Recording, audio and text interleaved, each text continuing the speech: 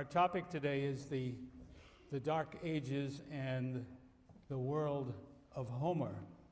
And of course you have, as one of your reading assignments, a problem that deals precisely with that question, that asks the subordinate questions, was there a world, a real world, that Homer's poems refer to?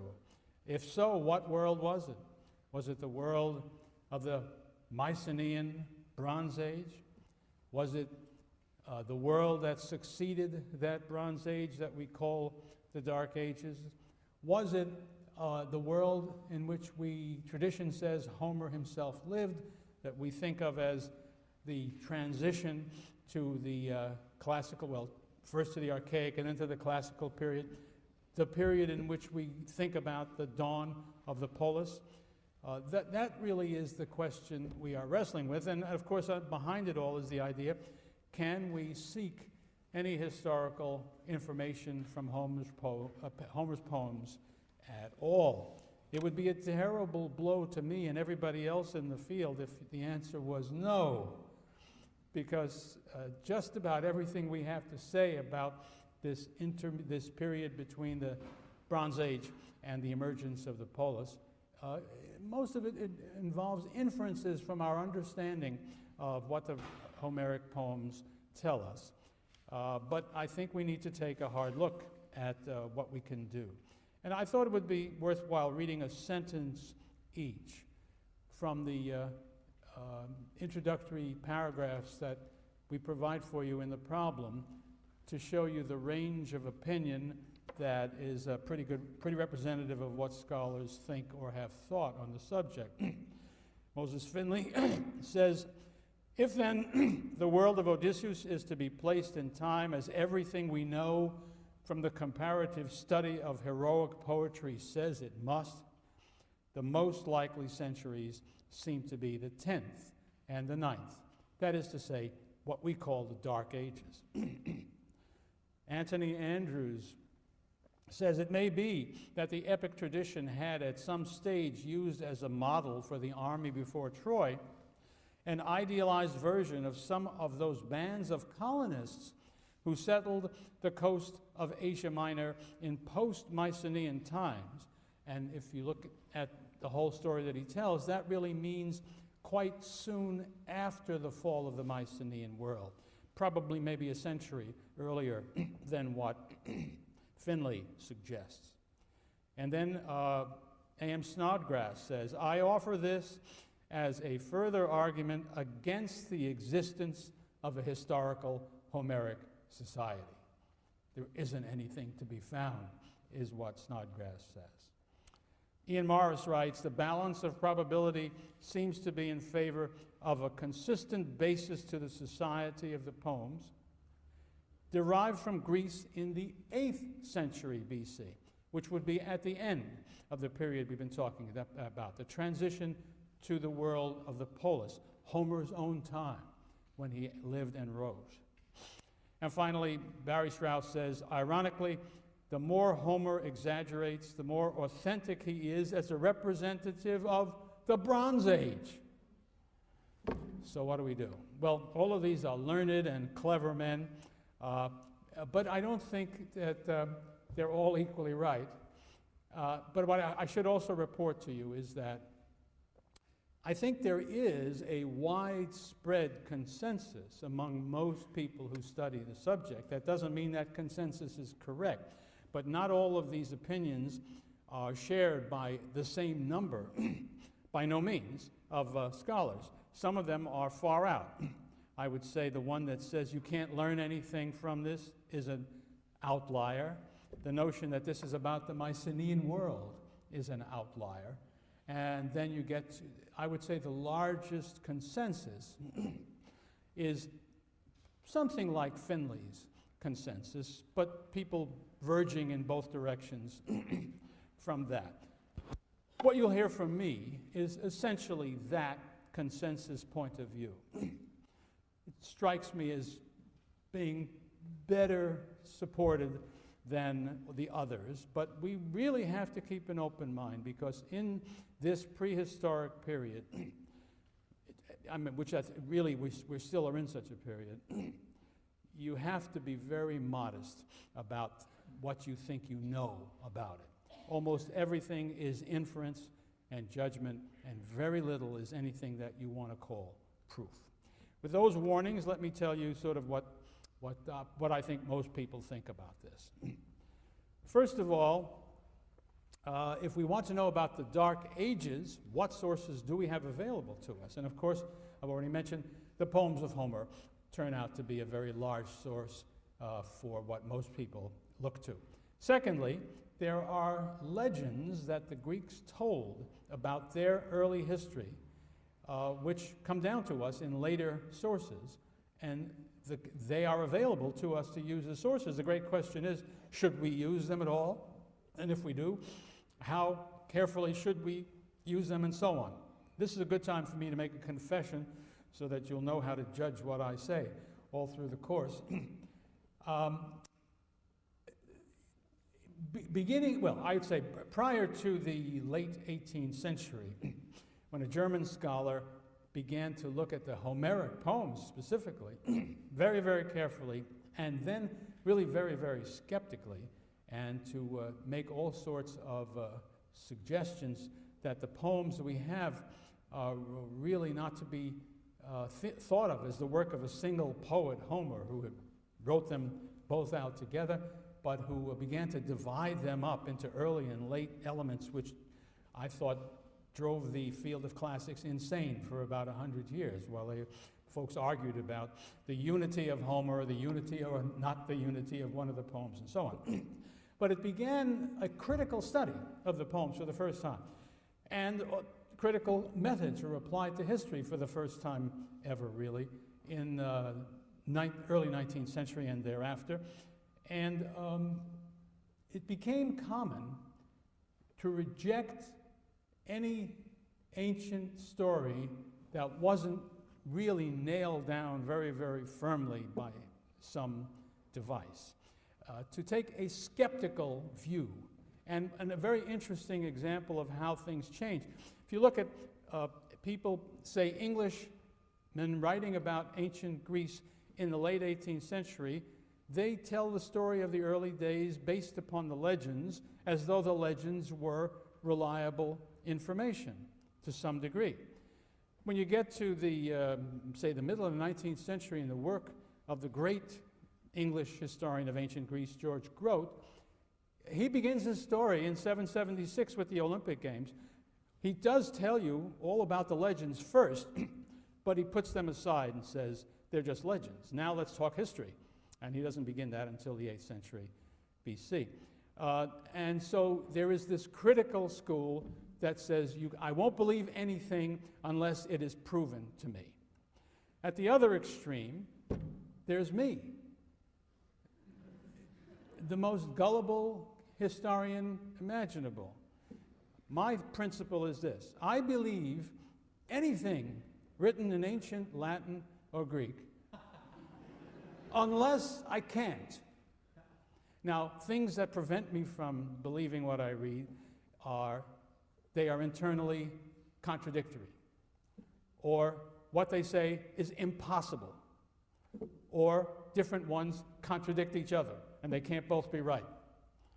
So in those cases, I abandon the ancient evidence. Otherwise, you've got to convince me that they're not true. Now, you might think of this as indeed gullible. A former colleague of mine put the thing very, very well.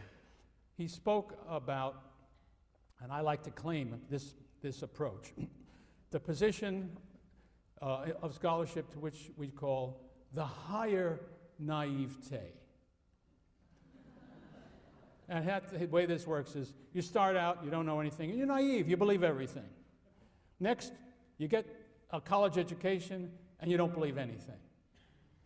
And then you reach the level of wisdom, the higher naivete, and you know what to believe, even though you can't prove it. Okay, be warned. I'm a practitioner of the higher naivete. So I think the way to deal with legends is to regard them as different from essentially sophisticated historical statements, but as possibly deriving from facts, which have obviously been distorted, misunderstood, misused, and so on. But it would be reckless, it seems to me, to just put them aside and not ask yourself the question, can there be something believable at the root of this? And just to give you some small defense of that approach, I always like to ask students, supposing we didn't have a single historical record, no newspaper, no diaries, nothing totally reliable, for what happened in the latter part of the 18th century in America. Would we know anything about what happened? Of course we would. We would know that there was a revolution. It was against Great Britain. I'm sure we would know that the French assisted in that. I am certain we would know that George Washington was the commander of our forces in that battle. Those are easy. There's no getting around. We'd know those things. Then it gets to be more interesting as we speculate. We would know as a fact that George Washington threw a silver dollar across the Rappahannock River, except that it's impossible, so we could dismiss that one. We would be told that he was very honest and told his father he chopped down a cherry tree, which would be baloney. But we would be told that too. But I think we would be told also very many true things which came down to us. So the hard job would be to select among these legendary things to see what fact can be found. And it will never be easy or deadly certain. But that's what I'm talking about here. Finally, there is the source that people who are skeptical most like to believe because it's tangible. I'm talking about archaeology, which is the discovery and examination and evaluation of material evidence that is not in writing. The actual remains of places where they lived, the implements that they used, and so on and so on. And the beautiful thing about that is you actually have it. It's objective. It's an object. It's not something that somebody imagined. But you shouldn't derive as much confidence from it as a lot of archaeologists like to, because it's only a thing until you say what it means, until you put a date on it, until you try to understand what it really is, what its function was, who brought it there, who left it there. All those things have to be reasoned out from all the evidence, all the information you can get. So there's an astonishing amount of speculation involved in establishing this apparently rigorous objective technique. We certainly need to use it, and we need to use it as carefully, that's my point, as carefully as we use everything else.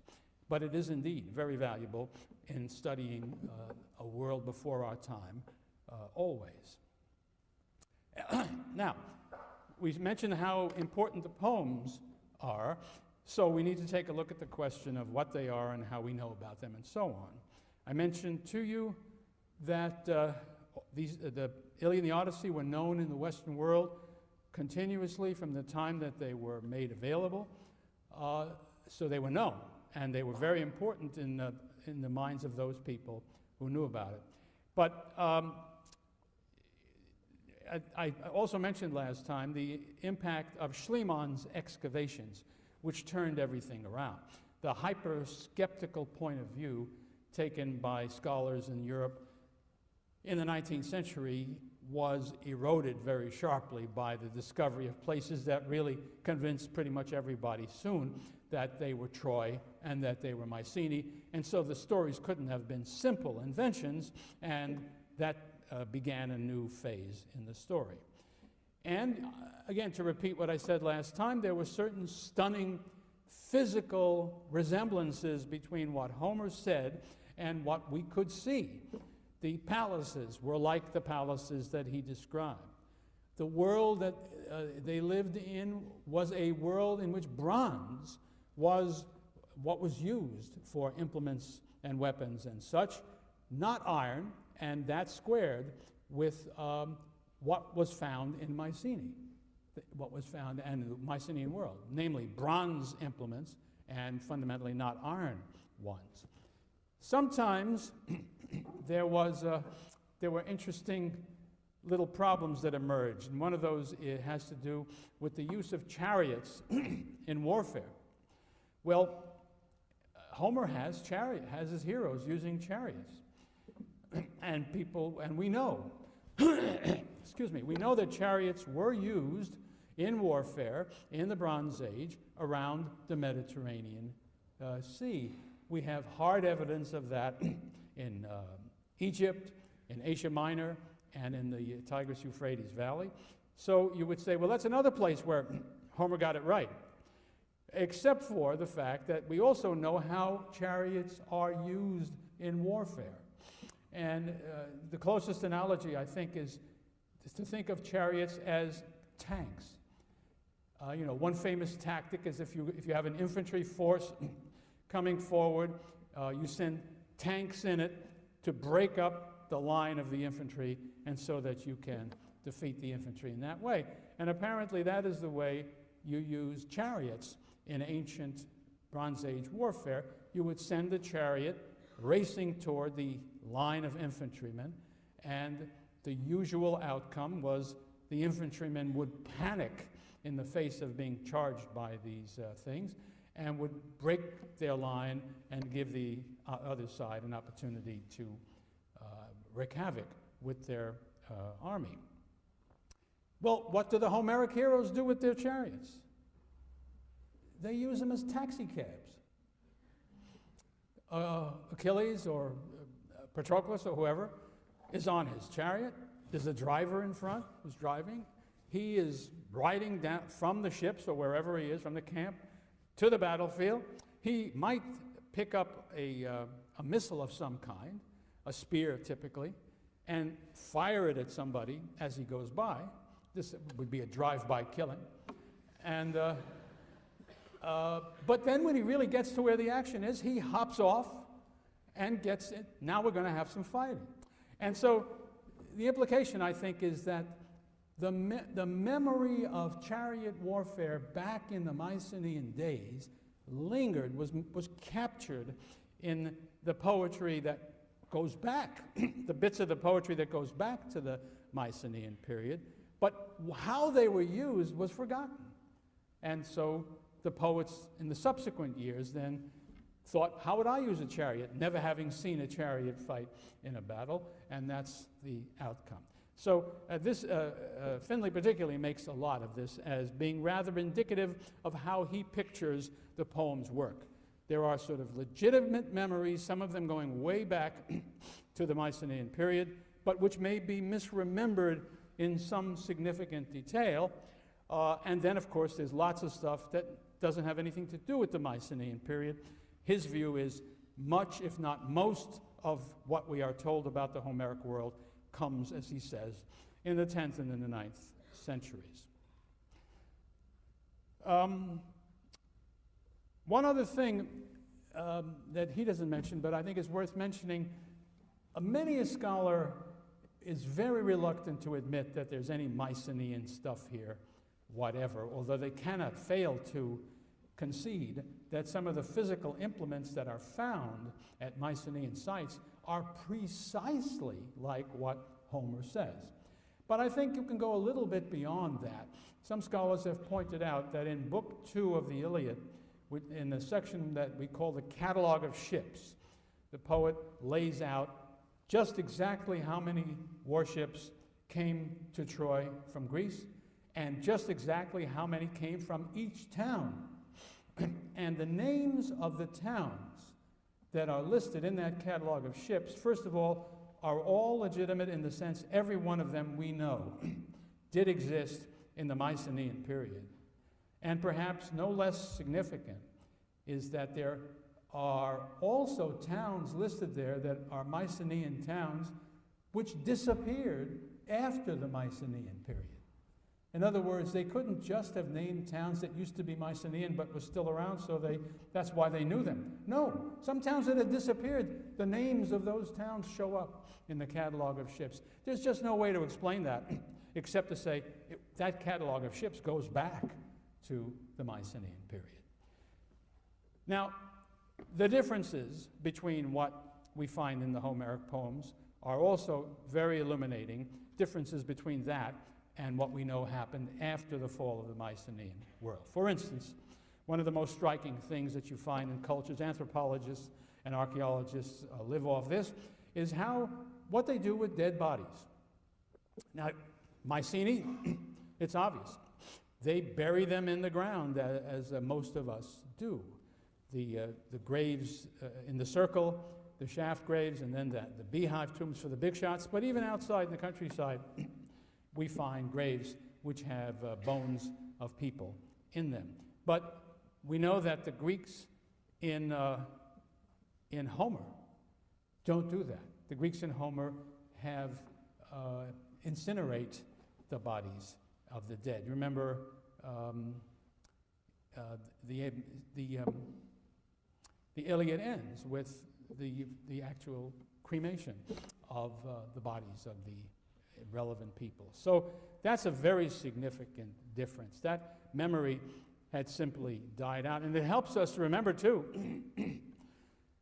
the tombs that we have seen now, they didn't see. That whoever was writing the poems of Homer, whichever poets were contributing to that over the ages after the Mycenaean period, they hadn't seen those Mycenaean sites. They were buried. There are also differences sometimes in the shape of weapons that we find in the Greek world after the Mycenaean period compared to what are described in Homer's poems. And also, Homer describes certain of these weapons which don't fit what we find in the ground. And here's another critical element in the story. We know that the Mycenaeans, or at least some small number of them, could write, because we have the Linear B script, which we can read. There is no clue that there is such a thing as writing in the Homeric poems. There's one very abstruse clue where somebody seems to know something about it, but fundamentally it's an illiterate society, and that is a major difference between the world of Homer and the Mycenaean world. Some other differences. Homer's kings, if you just see how they live, what they do, what their wives do, how they are treated by their fellow noblemen, they are, in a relative sense, very weak, very short on power, and really quite poor compared to these Mycenaean kings that the results of whose work and lives we see at places like Mycenae. Remember, I tried to emphasize how rich you would have to be to undertake the building of the temple, to undertake the construction of one of those beehive tombs. You had to be very confident, because it was going to take a long time, a fantastic amount of labor, a tremendous amount of money to do that. There is no evidence in Homer that anybody had that kind of wealth or that kind of power. What do the queens in Homer do in their spare time? Or maybe it's not their spare time, maybe it's their regular time.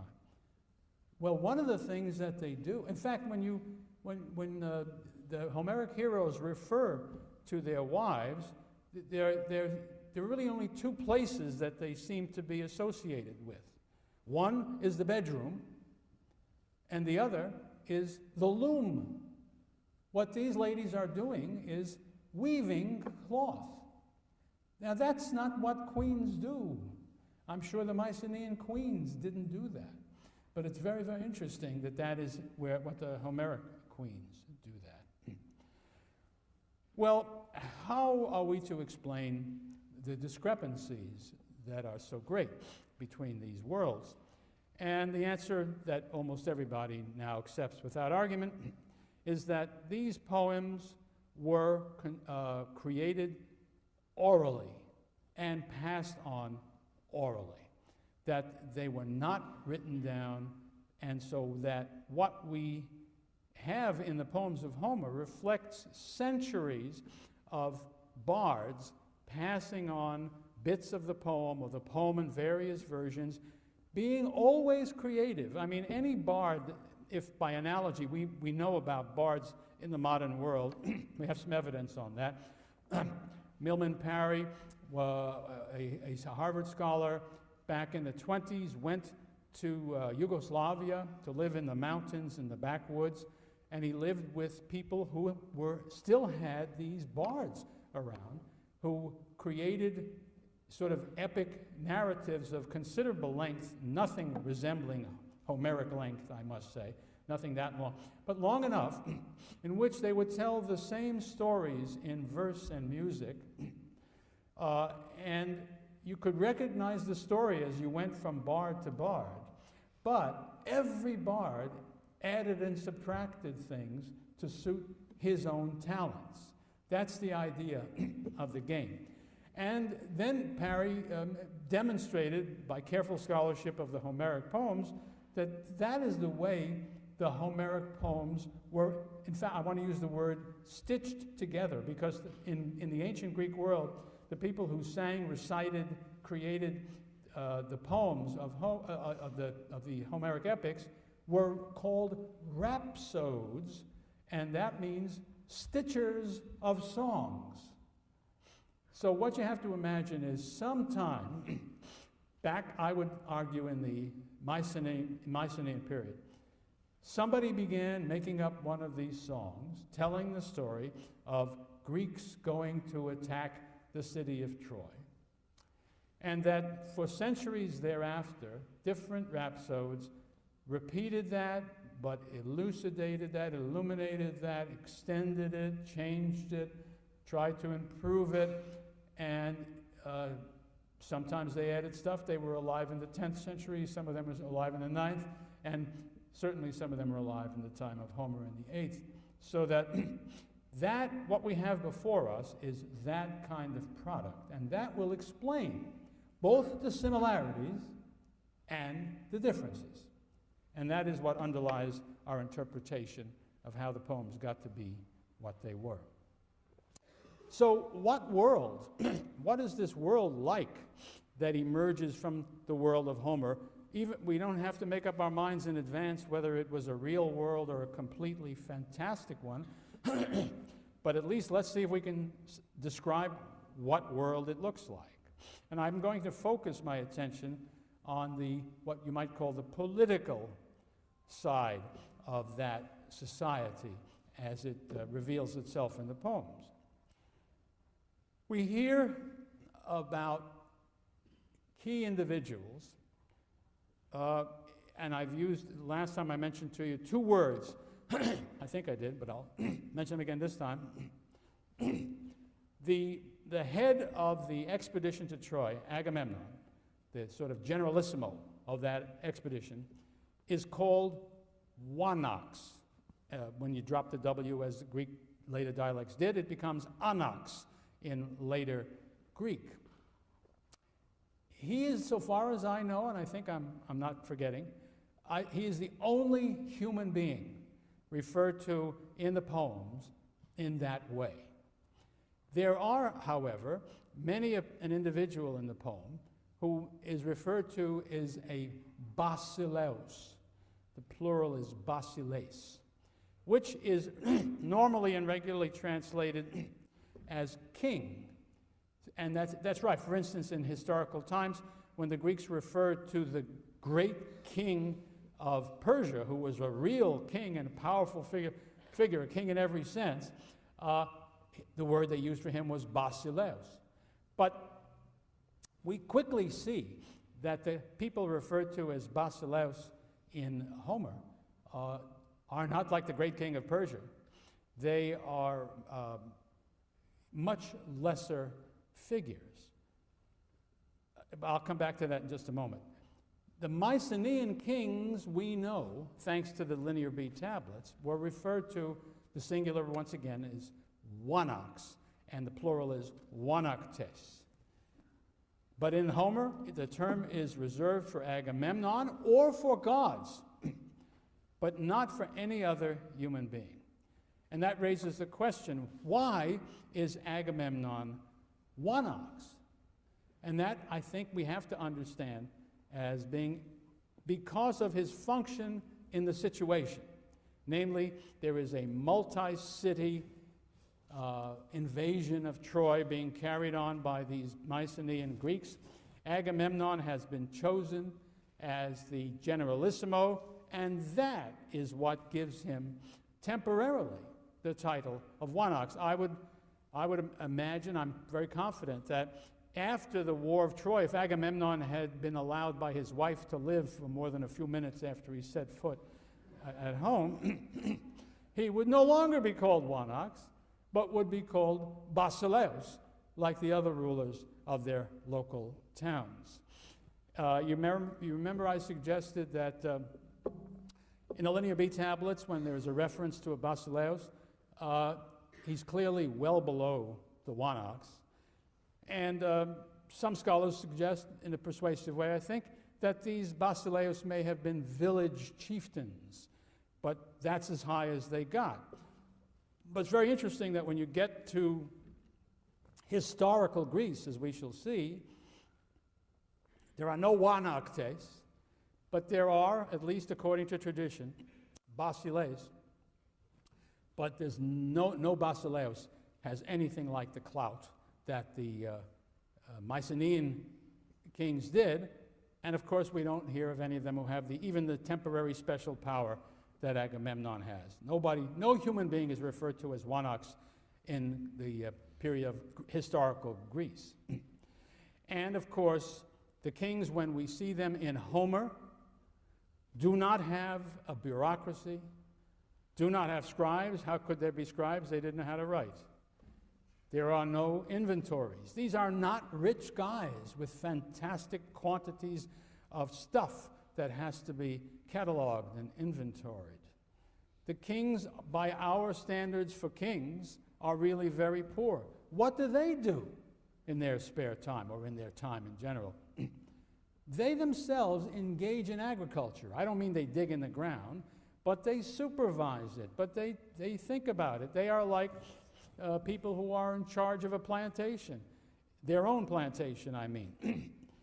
So that's one of their activities. You cannot imagine the great kings of Mycenae doing that. They would have had all kinds of subordinate officials taking care of that. Another thing that these kings are seen to do, which is in a way even at a lower level, is to be herdsmen. Again, not themselves out there with the goats and the sheep, but referred to as having these herds and having to cope with them. Another very popular, I would say the most popular activity among the kings, popular with the kings, was piracy. That's what they brag about. Achilles, my God, what a king he is. He sacked 24 cities. Why do you sack a city?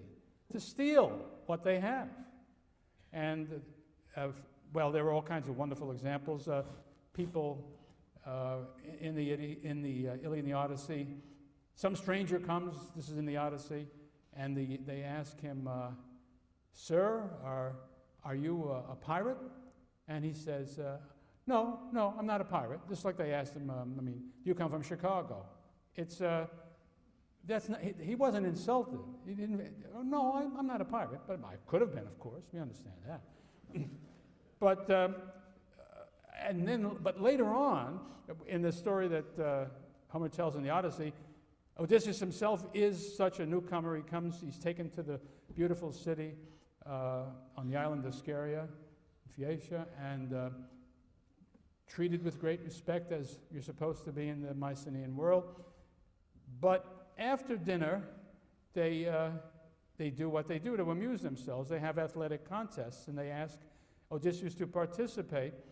And he says, no, I'm too miserable and wretched. And the guy says, oh, you must be some kind of a merchant. And Odysseus says, that was a black remark.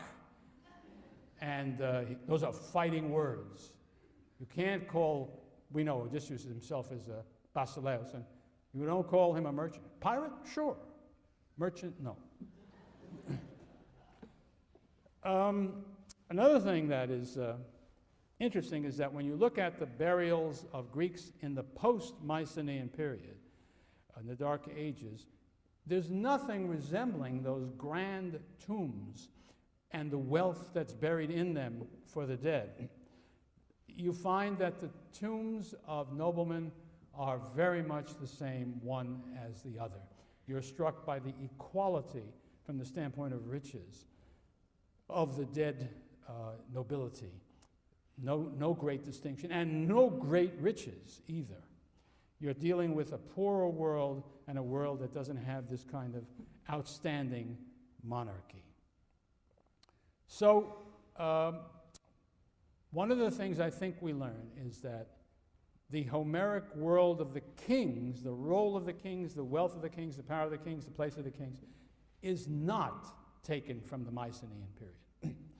If it's describing anything that's real, it's describing very clearly a post-Mycenaean world in those dark ages that we have been talking about. But another thing that crops up is that in the Iliad and the Odyssey, you get a very clear picture, really, of what is the political structure of each society. And by the way, you must keep in mind a very important difference between the Iliad and the Odyssey. The Iliad takes place at Troy. None of these noblemen, none of these kings, none of these heroes is back home in his own town ruling it. He is at war and he is serving under a commander, and so the behavior of these people towards one another is not precisely like what it would be. And here you see in the Odyssey is what it would likely be, and the place where you see it is back in Ithaca when Odysseus is there, or when we're taken to see what's going on.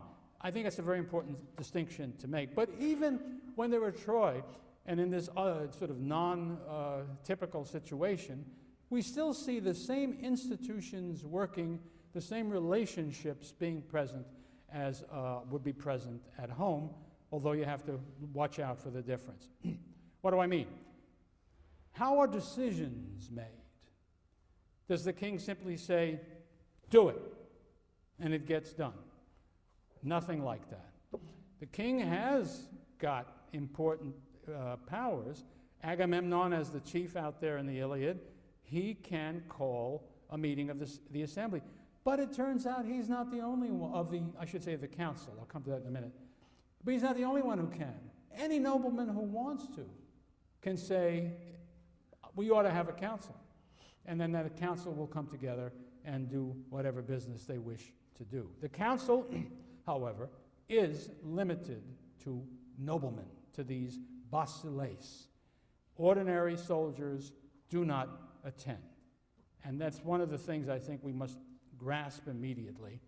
The key line in the society of the Dark Ages appears to be certainly not between monarchy and everybody else, but between nobility and commoners. That's the really important, serious line, certainly politically and in other ways as well.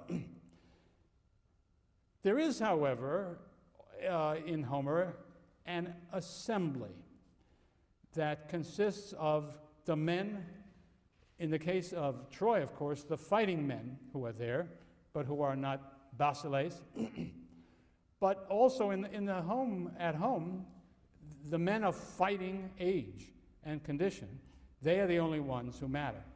Of course, as in all of the rest of Greek history, women are excluded from the political realm, and of course, well, I'll just leave it at that. But so too are the, there's obviously an age limit. You have to be of an age to be a fighting man. It's not necessarily defined for us. It depends on could have been 18, could have been 20. In Athens in classical times, it was 20. Well, let me just remind you of some events that show you how these things work. Remember, the Iliad starts because of a quarrel, and the quarrel emerges from the fact that the Greeks are busily being killed by a terrible plague that has struck them. They say, we got to find out what's happening, why. They always assumed that if something like that happened, it was some god or gods who was angry with them, so they get a seer who goes and says, is persuaded to try to find out what's happening, and he finally does ascertain that Apollo is angry with the Greeks because Agamemnon took a maiden from her father, and that father was a priest of Apollo. And so when this is ascertained, Achilles, the biggest, bravest, strongest, fastest hero on the Greek side, intervenes and says, well, look, why don't you give back the girl, and then Apollo will stop killing us, and everything will be okay. Agamemnon gets furious with Achilles, and he says, no, I'm not giving back my girl. I'm the boss here, see, as Edward G. Robinson used to say. And how many of you ever heard of Edward G. Robinson? Just raise your hand, please. Good. Put me in my place. It gets worse every year for me. Achilles then speaks up and really lets him have it, chews him out, tells him what a bozo he is. And, you know, the very important thing is, how can you do that if this is a king? And the answer is, you can do that because you're both kings. There is nothing out of line in the sense of violating some kind of a real rule of the society, but it's not typical, and especially since Agamemnon has this position as the boss, the most kingly of the kings. That's the word that Homer uses of him, basiloutatos, the most kingly, and that's because of his position. So Achilles is not doing anything sort of illegal or unconstitutional, but he's doing something that's really out of line from a normal point of view. And finally, Agamemnon says, no, I'm not going to give back my girl, but I'll tell you what. I will give back my girl if I am given the girl you took from a different Trojan, and that'll be fine. I'll have your girl, and you won't have any. So now Achilles really blows his top. And from the quarrel, and finally when he says, okay, if that's what you're going to do to me, I'm taking my armor and I'm going home. And off he goes, and he sulks in his tent for the next 9 books. And this turns out to be a serious problem for them.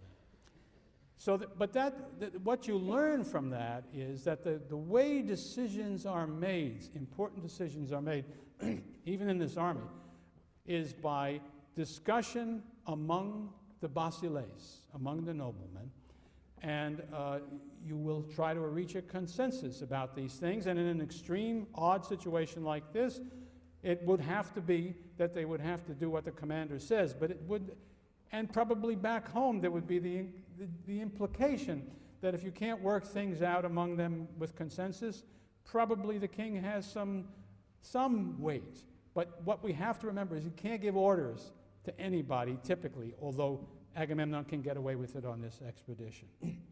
Well, that's one story. Another story that we're told is that soon afterwards, also in that same place in the Iliad, a dream comes to Agamemnon, because, you know, this is their 10th year.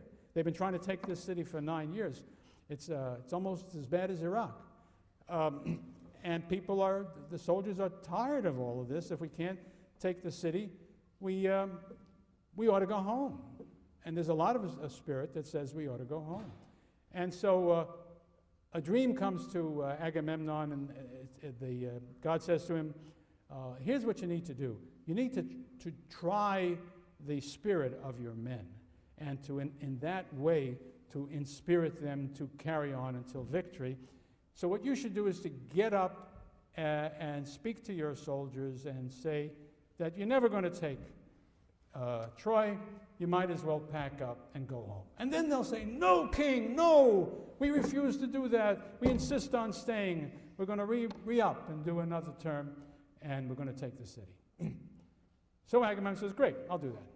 And he calls the troops together to battle, and he makes his little speech, and then I wish I could reproduce the Homer. I didn't take it along with me.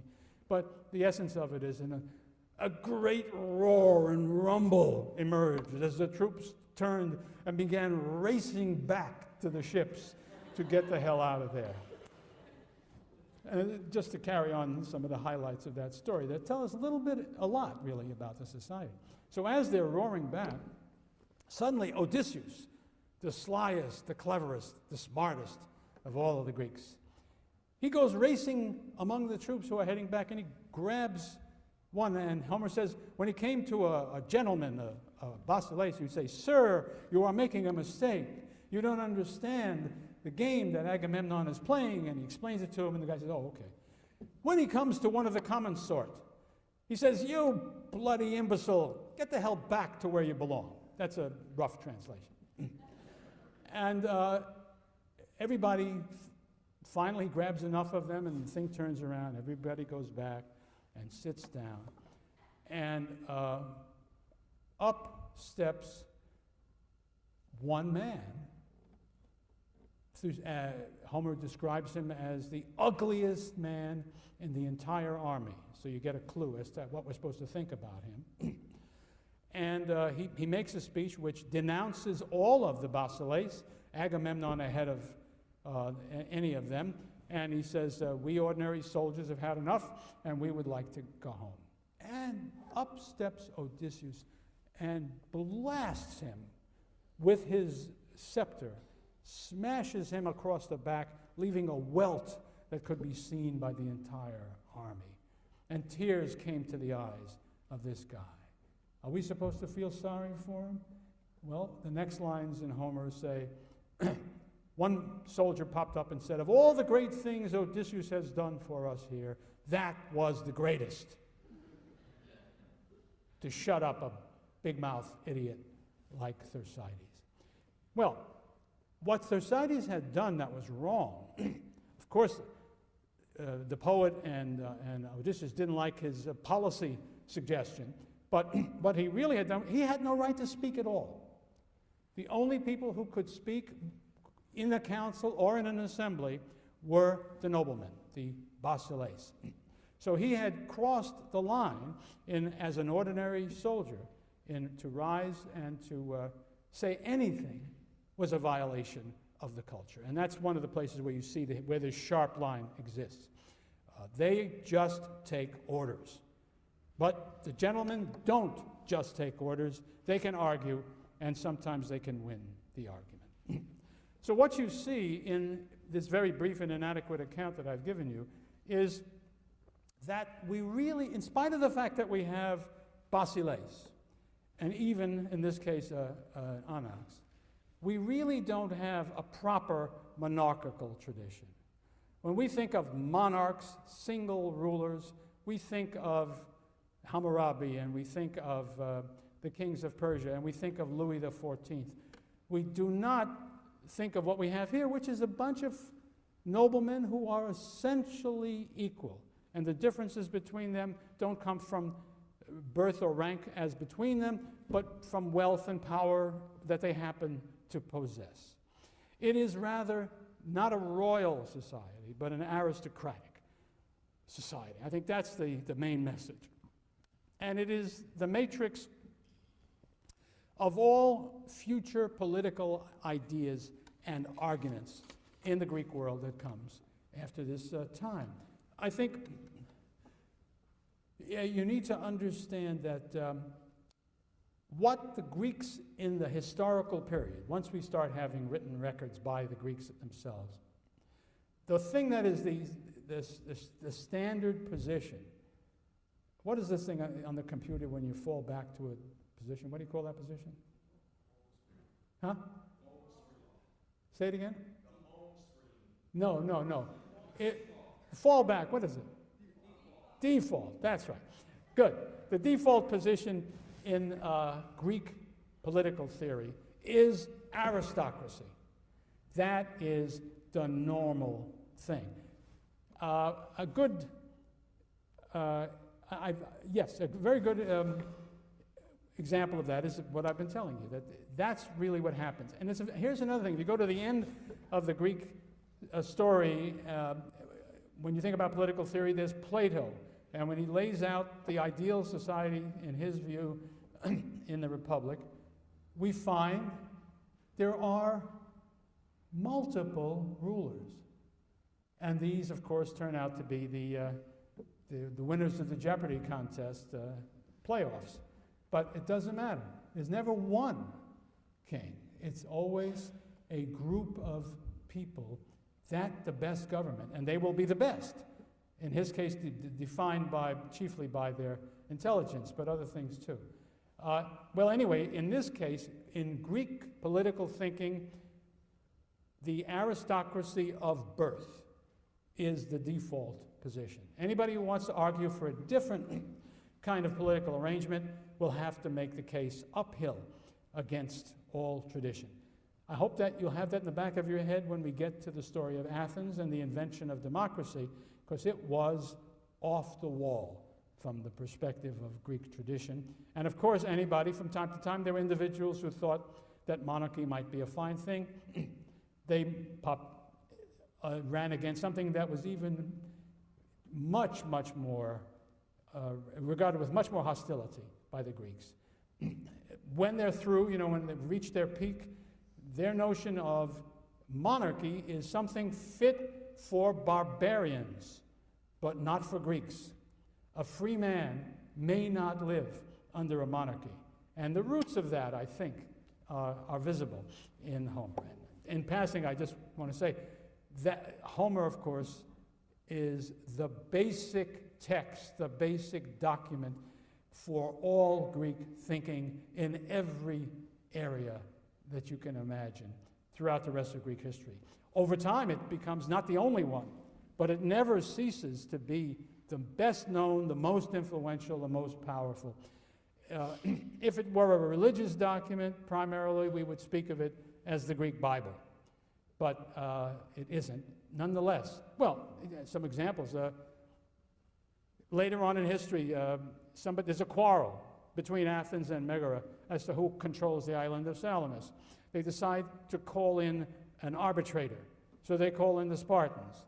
And the Spartans say, okay, we'll decide. And they decide that it belongs to Athens. Why? Well, if you look at the catalog of ships in Homer's Iliad, then the island of Salamis had its ships lined up next to the island of Athens. Ball game. It's you have to realize how potent this is. Well, let me turn to another aspect of the story of Homer and how the poems play into Greek society. I want to talk to you about the ethics and values that emerge from the reading of the Iliad and the Odyssey. I mentioned religion, and so we should take a look first at the gods. We are talking, first of all, remember, about a multi-deity society. Polytheism is what we're talking about. That is true of all of human societies that we know anything about, down to the earliest possible exception, I suppose. Well, it depends what you think is earliest. You could say the Hebrews are the earliest pure and simple, but depending on how you date biblical things, there's an outside chance that an Egyptian pharaoh in the 16th century BC, I think, might have claimed to have some such state. But otherwise, there is no such thing. So, this is a polytheistic society with heroic characteristics. That is, this kind of aristocratic outfit, aristocracy of birth, which is legitimized by heroic behavior on the battlefield. Now, one of the things the Greeks believed, as we discover from a poem written by one of their major poets, is something, so far as I know, unique to the Greeks. They claimed that they were of the same race as the gods. And I really don't know of anybody else who made that claim. And so you will hear Homeric characters referred to by epithets. Homer, part of the technique of passing on oral poetry is by having epithets attached to the rulers to help with the meter. Some hero will be called Dios, meaning godly, godlike. Diotrephes, reared as a god. isotheos, equal unto a god. And there are others as well. Now, mind you, notice, these are not people referred to as God-fearing or lovers of God. No, they are just about equal to the gods according to these terms. Now, that on the one hand is this extraordinary claim that the Greeks make. They did make amazingly powerful claims for human beings as opposed to divinity, compared to any society that I know anything about. Part of the arrogance that is characteristic of the ancient Greeks. But at the same time, and right away at the beginning, we're getting to such a very Greek thing, a Greek characteristic. At the same time that he is this great thing, almost like a god, he is also not a god in the most crucial way possible. Gods do not die. Men die. The mortality of the human being is a reality, and it's of the greatest significance and importance. And of course, men are not as strong and as powerful as the gods. And indeed, as we shall see, well, the tragic view of life, which the Greeks invent and which characterizes their culture, is there right at the beginning in the Iliad and the Odyssey. It says that at the same time as man is a remarkable, marvelous creature, capable of all sorts of amazing things, even unto being almost like the gods, he is nonetheless mortal and dies. And he doesn't have the power that the gods do. And what do you do about that? Well, it's interesting, I think, to compare the Greek way of dealing with this human problem that we all have, the problem of death. How do we deal with the fact that we will die?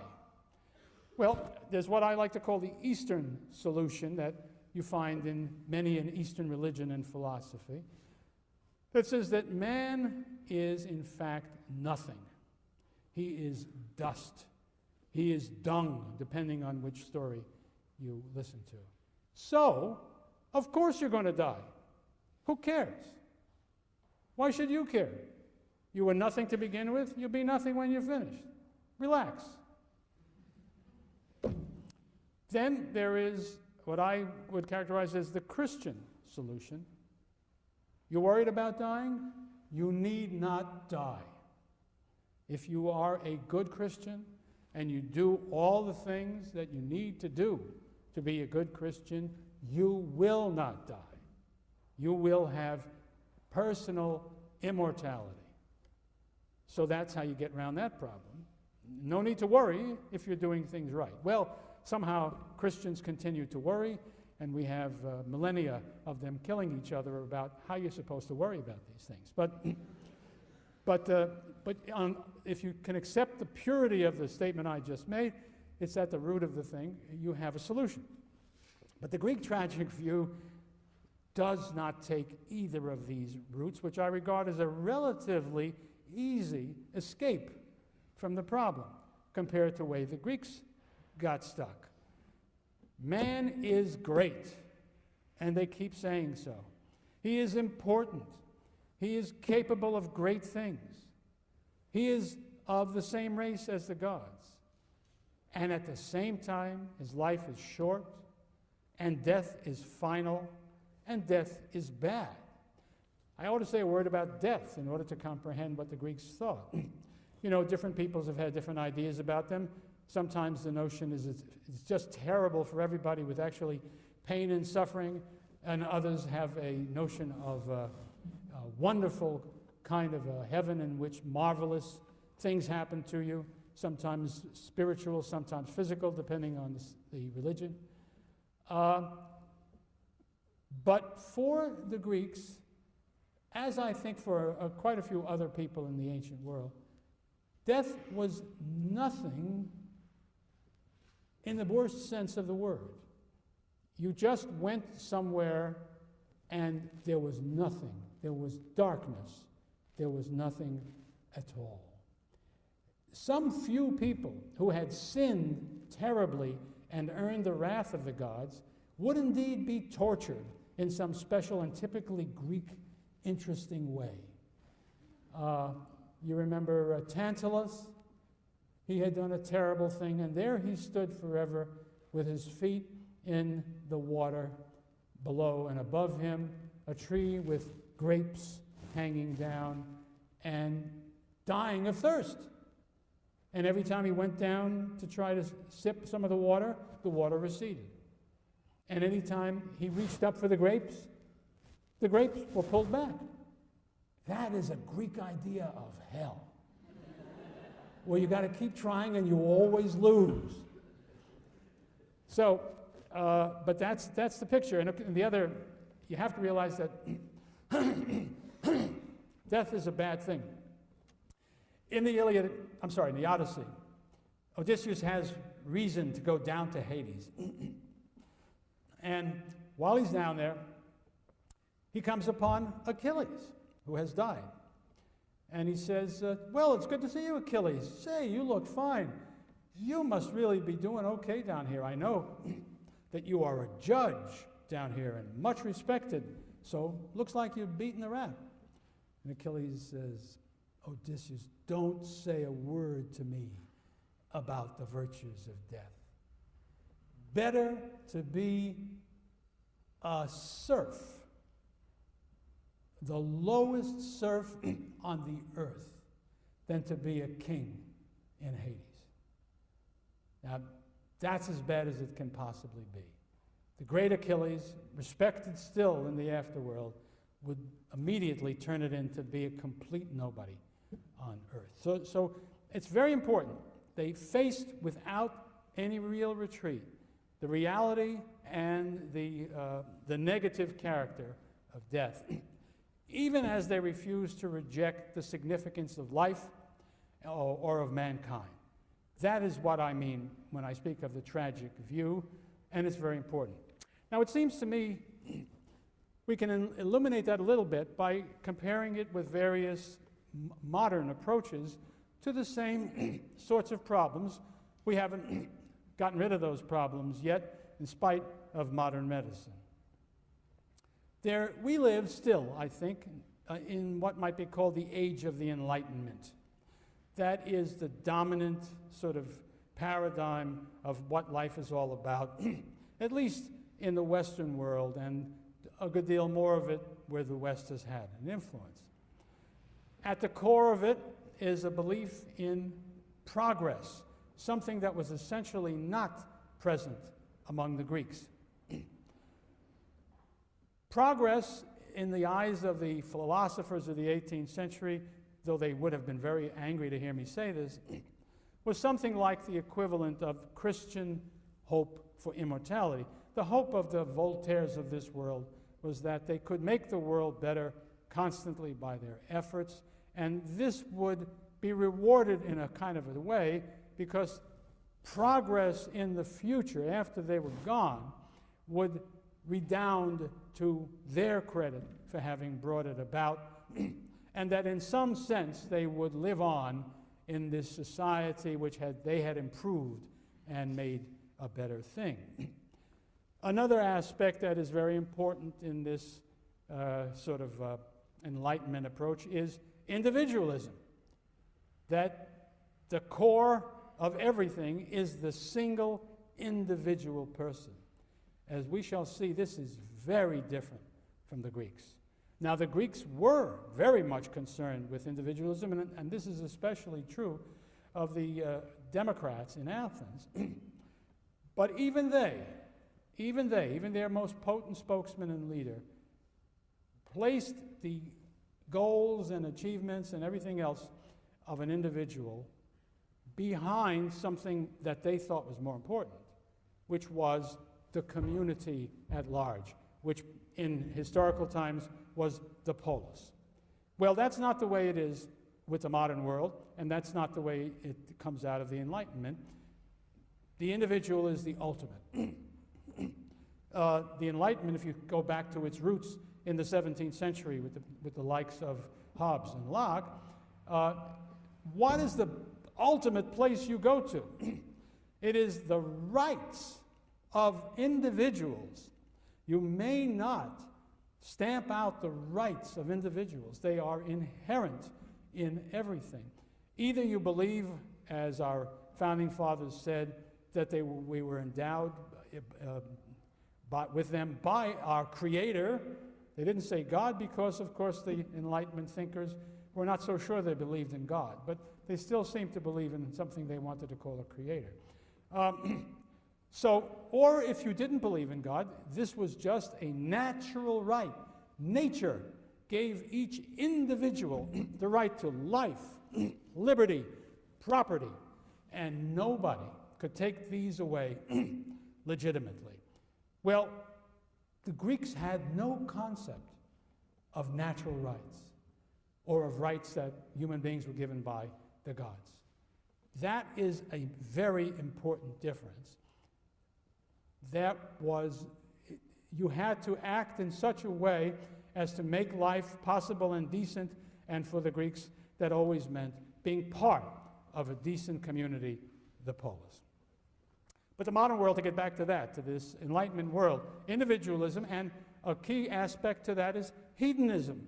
That is to say, it is legitimate and proper to search for pleasure for each individual, to attempt to please himself however he can. And it turns out that if you could take it to our own day, there are no limits, pretty much, to what he can do to gain pleasure. I would argue that there is a direct line from the Enlightenment philosophy to nihilism. That is to say, a philosophy that says there are no limits to what human beings may do. What turns out to be the practical fact is that he who has the power and the will to do what he wants will be able to do so. And he who has not will be forced to suffer whatever the powerful impose on him. And this is seen by the original nihilists as a good thing. What's his name? Nietzsche, of course, said, some of us are better than others, some of us are supermen. And it's quite wrong and wicked for us to be treated as though we were ordinary fellows. And therefore, do not tie us down with these ridiculous codes of ethics and morals and other things, which are simply the weapons by which the weak hold down the strong. This was an interesting idea, but it wasn't new. There's a Greek in the 5th century who says the same thing. There is no definition of goodness for this modern approach. No definition of happiness. Each individual decides for himself what is good, what is happy. What it really does is to evade the question that I'm talking about. Is this all okay? If we're all going to die, then does it really mean that we should just do the best we can at anybody's expense while we're alive? Is that a satisfactory outcome? Will we indeed be happier, better off while we're alive? If we do that, the Greeks would have said, that is stupid and absurd. If you think for 10 seconds, you will realize that's no good. Now, the Greeks, on the other hand, had a powerful belief in the dominance of chance. They accepted what, again, is a very modern idea now, that in fact there is no divine force or divine forces who oversee what happens to mankind on earth, but rather things happen simply in a random way, according to no particular rule, and that's the way it is. It is not virtue or merit that determine the quality of your life. It is chance. And there are several places in the Iliad and the Odyssey that emphasize that point. Well, that leaves the Greeks with something like this question. In the light of human mortality, the disinterest of the gods, the chanciness of life, what can man do to achieve happiness and immortality? Because he still doesn't feel happy about his mortality. Though he accepts that this is a problem, it's something that he still hankers after. It's inevitable that people should. And part of the answer is very Homeric. It is the heroic ethic. At a certain place, I think a couple of places in the Iliad, Achilles tells us, he asks, why did you come here to fight at Troy? We are told, we know the legend says, Achilles was told before he came that if he did not go to Troy and fight in that war, because his mother was a goddess, he had partial divinity in him, he would be immortal. He would never die. But, on the other hand, he would not be great and famous. His memory would not be carried forward into the future. If he went to Troy, he would die. But his memory as the greatest of the Achaeans would be immortal forever. Well, you know the choice he took, and you know that it turned out to be right. We still know about Achilles, don't we? And when we're all gone, people will know about Achilles. So we should take the Greeks very seriously on that score. Well, anyway, sometimes he's asked, what made you come here, in spite of that? And his answer was, well, when my father sent me here, he told me a number of things that I'm supposed to do, but the most important of these was the Greek words, aein aristeoin. Always be the best. The best doesn't mean morally the best in anything like our sense. It means the greatest, the strongest, the ablest, the most admired. That is what you want to be. Well, you can only do that if you are in a contest. You can only be the best if somebody is not as good. And the Greek word for that kind of a contest is agon, A-G-O-N. And so it's fair to think about the Greeks, I think it's very necessary to think about the Greeks, as having a particular agonal society, a society filled with competition, in which, if not everybody, lots and lots of people are constantly striving to be the very best, whatever the definition of best is in the context that's relevant. Now, I guess I'm out of time. So I'll pick up the story next time with the story about this heroic ethic and the impact that it has on Greek society.